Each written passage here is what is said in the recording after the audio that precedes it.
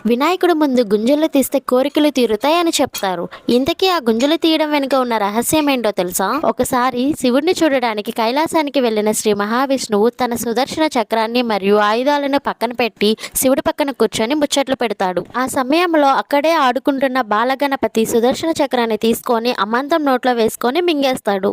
విష్ణుమూర్తి కొద్ది సమయం తర్వాత తన ఆయుధాలు ఉంచిన చోట చూస్తే తన సుదర్శన చక్రం కనిపించదు. అక్కడికి వచ్చిన బాలగణేశుడు ఏం చేస్తున్నావని అడిగితే, నా సుదర్శన చక్రం ఎక్కడో పెట్టి మర్చిపోయాను, దాన్ని వెతుక్కుంటున్నా అని శ్రీ మహావిష్ణువు చెప్తాడు. అప్పుడు బాలగణేశుడు నవ్వుతూ, నేను మింగేశాను కదా అంటాడు. తన సుదర్శన చక్రాన్ని తిరిగి ఇచ్చేయమని శ్రీ మహావిష్ణువు బతిమిలాడుతాడు. అప్పుడు బాలగణపతిని ప్రసన్నం చేసుకునేందుకు శ్రీ మహావిష్ణువు తన కుడి చేతితో ఎడమ చెవిని, ఎడమ చేతితో కుడి చెవిని పట్టుకొని గుంజులు తీయడం మొదలు పెడతాడు. విష్ణుమూర్తి గుంజులు తీయడం విచిత్రంగా అనిపించిన బాలగణేష్ నవ్వడంతో తన కడుపులో ఉన్న సుదర్శన చక్రం బయటపడుతుంది. అప్పటి నుండి వినాయకుడి ముందు గుంజులు తీస్తే తన కోరిక నెరవేరుతుందని విష్ణుమూర్తి